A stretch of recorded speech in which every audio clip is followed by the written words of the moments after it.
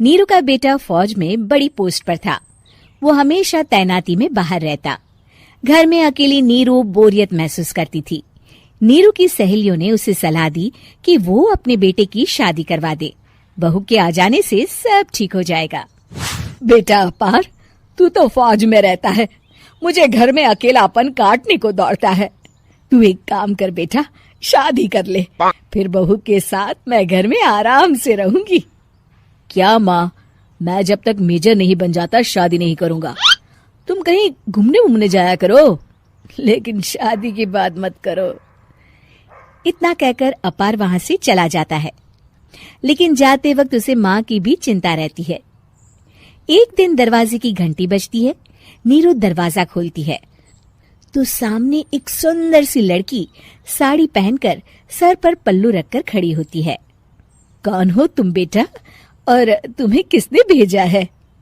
मेरा नाम कंचन है और मैं आपके बेटे अपार की बीवी और आपकी बहू हूँ। तभी घर का फोन बजता है। नीरू फोन उठाती है तो अपार का फोन होता है। माँ, कंचन आ गई।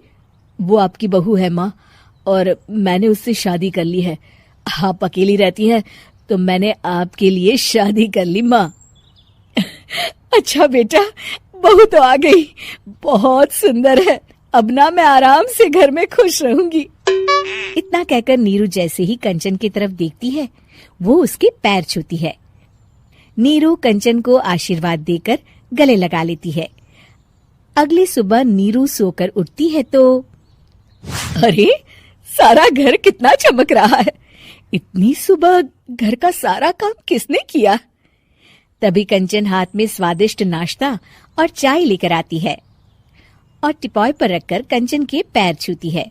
बहू को देखकर नीरू काफी खुश हो जाती है। वो कंचन से कहती है, कंचन बेटा, आज मेरे घर में किटी पार्टी है, तुम मेरी सहेलियों के लिए कुछ अच्छा बना लेना। माँ, मुझे अच्छा बनाना नहीं आता, आप बता दीजिए, मैं बना दूंगी। अरे मैं भी तो नहीं जानती। ऐसा कर, शाम को इटालियन खाना, सी फूड और हाँ, चाइनीज खाना बना लेना, ठीक है? कंचन नीरू की बात सुनकर खुश हो जाती है। हाँ माँ, मैं तो ये सब बना सकती हूँ, आप चिंता ना करें। शाम को नीरू की सहेलियां आती हैं, जहाँ कंचन अकेले बनाए स्वादिष्ट खाना बनाकर खिलाती है। वो सारी सफाई कर सबको खुश कर देती है। कंचन अंदर किचन में जाती है कि तभी नीरू की सहेली बोल पड़ती है।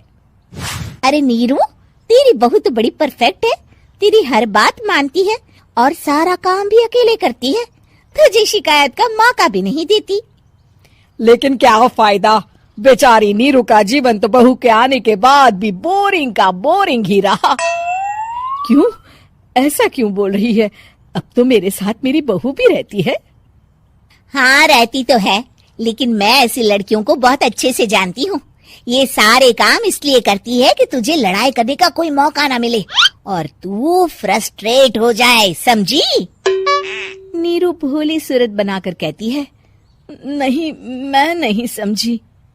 अरे, घर में सास बहू की लड़ाई ना हो तो घर भी भला घर लगता है क्या? मेरे घर में ही ले ले, सुबह से बहू के साथ लड़ाई में इतनी चहल पहल रहती है कि मन हमारा भी लगा रहता है और पड़ोसियों का भी। नीरू मन में सोचती है, बात तो सही है, अगर ये मेरी शिकायत के बिना ही हर काम कर देगी तो मैं क्या करूंगी? रात को नीरू सोने के लिए कमरे में जाती है, जहाँ कंचन उसके पैर दबाने लगती है। नीरू को अच्छा तो लगता है, लेकिन वो किसी भी तरह से उससे लड़ाई करना चाहती है।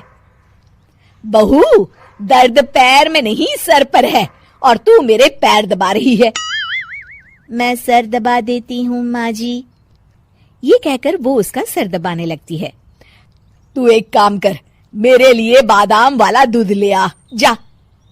कंचन जाकर सास के लिए दूध ले आती है। अब नीरू उसे जो कहती कंचन झट से कर देती। बहू, जरा छत से जाले निकाल दे। जी माँ जी। कंचन 5 मिनट में ही पूरे घर के जाले साफ कर देती है। नीरू तो देखती की देखती ही रह जाती है। कमाल है, ये तो हर काम कर रही है। तरस गई मैं तो इससे लड़ाई करने को। इतना कह के नीरू चली जाती है। नीरू को एक दिन कंचन पर इतना गुस्सा आता है कि वो सोच लेती है आज तो उससे लड़कर ही रहेगी। मौका देखकर नीरू कंचन को पैर से लंगड़ी देकर गिरा देती है, जिसके बाद जो होता है नीरू को विश्वास ही नहीं होता। जमीन में 2 भागों पर गिरी कंचन के सारे पुर्जे बिखर जाते हैं। स्प्रिंग और उसके अंदर से रंग बिरंगी लाइट जलने लगती है। तभी घर की घंटी बजती है। नीरू डरकर दरवाजा खोलती है तो सामने अपार खड़ा होता है। क्या हुआ माँ, तुम इतना डर क्यों गई? कंचन ने कुछ किया क्या? कुछ कहा क्या उसने? मैं अभी बताता हूँ। तभी अपार की नजर कंचन पर पड़ती है। अरे माँ, तूने ये क्या किया? कंचन को तोड़ दिया। तुम्हारी खुशी के लिए मैंने रॉबर्ट को तुम्हारी बहू बनाकर भेजा था, जिससे तुम्हारी हर इच्छा पूरी हो और तुम खुश रहो। माँ, ये तो इंसान थी भी नहीं, इससे तो गलती हो ही नहीं सकती थी। फिर आपने इसे क्यों तोड़ा? क्या गलती थी इसकी माँ? बेटा, इसकी सबसे बड़ी गलती ये थी कि ये इंसानों की तरह सास से लड़ाई नहीं करती थी। अपार माँ की बात सुनकर हैरान रह जाता है।